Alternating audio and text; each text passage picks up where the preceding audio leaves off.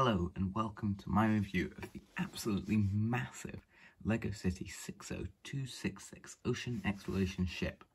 This is huge, it's massive, it only just fits in this filming location, and I'm going to take you through a review of it all, starting with the minifigures. Here are half of the minifigures including the set. The one on the left is the boat captain, then Harl Hubbs, who appears in quite a few of these 2020 sets actually. Then we have a man who's just on board the boat, he can do whatever you want. And the guy on the right is intended to be the helicopter pilot, because he has the helmet, but you could give that helmet to anyone, and then they could fly the helicopter. Round the back, you can see that these two have the same torsos, which is quite interesting. And I will show you what they look like at the front, by removing the life jackets. But he has a loudspeaker, a wrench, and a radio. But let's see what it looks like without those flotation devices. I've removed them all now, and you can see I've also put Harl Hubbs' alternate face round, so he's got the same face in all of the sets he appears in. These two have the same torso, but Harl has printed legs, and I really like the torso and the face of this one over here on the left. I think that's a really good one. But all of these are good, so let's go on to the other ones. The four minifigures. The two on the left are almost identical in every way. They've got the same legs, same torso, same helmet, same light thing, and they both come with the same colour of flippers, which are just the flipper pieces they've been using for a while. They do have different heads, which I'll show you in a second. Actually, why don't I just show you right now? Pull that off. Pull that off. So there you go. They also have air tanks on the back, which I'll remove in a sec. The one on this one, I don't know what that would be, middle right, has a camera and a different style of diving outfit. So there's her print underneath. And the one on the right is intended to be the submarine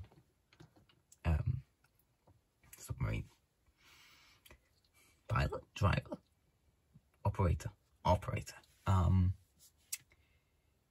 This one here has an alternate face. That's a good alternate face that we've seen quite a few times before. And I will remove the air tanks from one of the ones on the right. And there they are removed. And that's a pretty good print. It's much less bland than they used to be for the diving kits. So they've definitely improved a bit this year in that aspect. We have the two animals included in the set.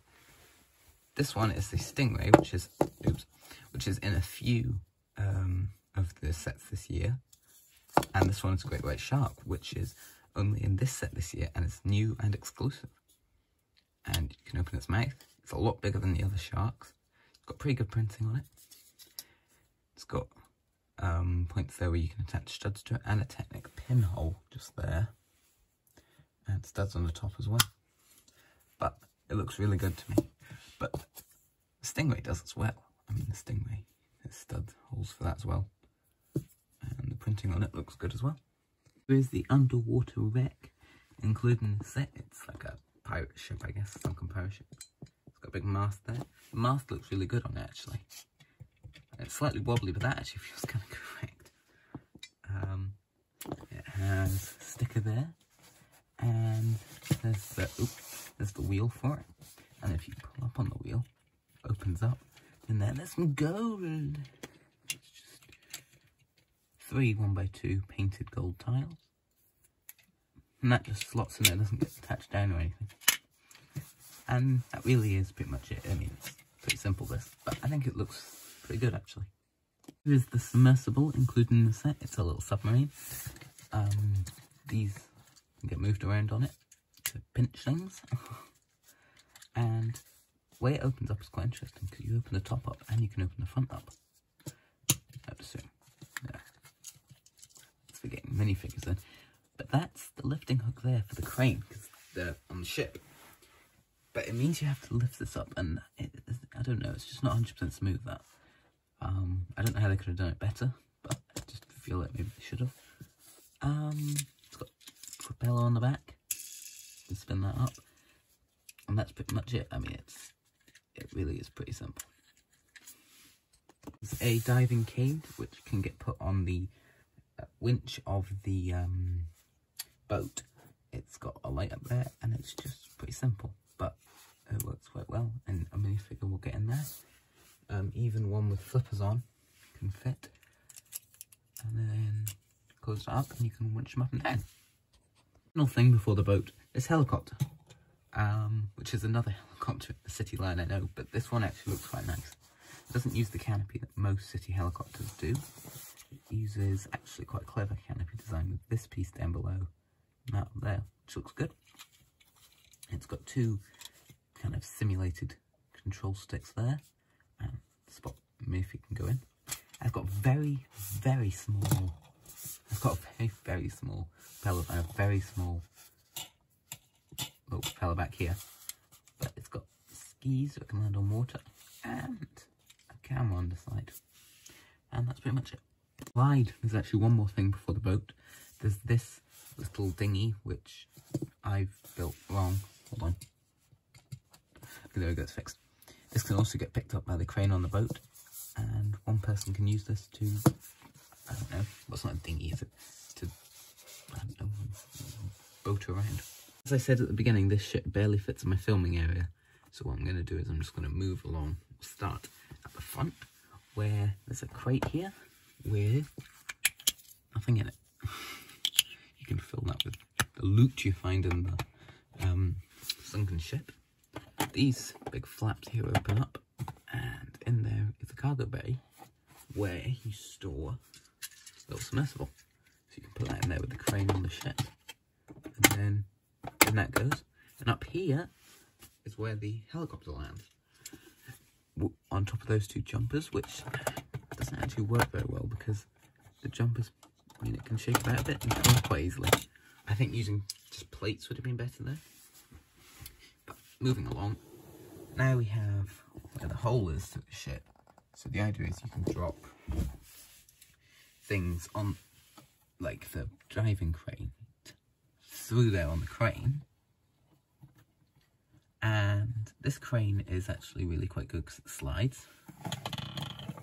And it slides pretty easily. It's a bit sticky at this end, but this end is fine. That's probably just the way I've built it. Take this off. It can also spin around. Lower up and lower down. And then there's a wheel of string up here, which you can let down. Let up. It's got a sticker there saying max lift power is 20 tons, which isn't a little amount. These are just attached on so you can't see where the hulls attach. Or join, I should say, because there's a little gap there. But that fills that in. I did just cut away because, if you remember, about a week ago I reviewed the LEGO City 60265 Ocean Base, which I thought was okay. But in it had a submersible. And here is that submersible without its propellers on the back of it, because it does actually fit in here. The propellers it doesn't, but otherwise it does. And all the other modules from it would fit in here.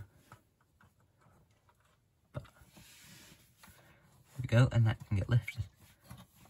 So it does kind of work. It's not very well. At some point in the next, well, some point this year, I will be getting and reviewing the LEGO City 264, the big submarine, and I will see if that works for this boat, and I will fill you in the comments of this review whenever I do that. Now, moving along, we have the bridge of the boat, which does look really good actually. Yeah, got a spinning thing up on the top and a couple of satellites. This comes off, so revealing the next section. This is open up, so you can put a minifigure in there to be controlling the boat, and the minifigures get in themselves through the doors in the back here, which if you get your finger in, you can open up, and there's in there. So there's a couple of printed consoles, a couple of steering wheels, a couple of seats, and a piece in the middle there. I think this looks really good. But then the next layer also comes off. I'm pretty sure. Yep. And this has got a couple of beds. There's a fish tank there with a sticker. and there's a fish tank on this side of the sticker. And on the outside there's actually a couple of searchlights or spotlights, and they're controllable by those little bits, so the minifigure can be holding on to them. Then in the final section, there's a table there with some chairs, a whole row of fish tanks, and a couple of computers, which is quite difficult. Let me see, yeah, computers. So I think this looks pretty good. Oh, and on this wall, hold on, there's a coffee maker with a coffee getting made, and yeah, that's everything on this boat. Oh, well, actually no, apart from there's a crane here at the, well, what would be at the back of the bridge. Hang on, let me put the whole bridge back on. So this can be used for picking up other little things. It's just got a clip on it, so it can pick up clippable things and move them around. And that's it. In the back here, there's some steps for the minifigures so they can get up to those doors. And that's everything on this massive boat. So yeah. All the spare parts. And for such a big set, there's actually not very many. And there's none of very much interest. So there we go. That's the end of a big review of a big set with a big box and a big price though. £125 in Britain, which is a lot, and it does not mean there's a good price to power ratio. It's worse than the US, but even in Britain it maybe is still slightly expensive. I mean, it's not going to be a good price to power ratio because it's got these big pieces, and that's a big piece, and that's a big piece.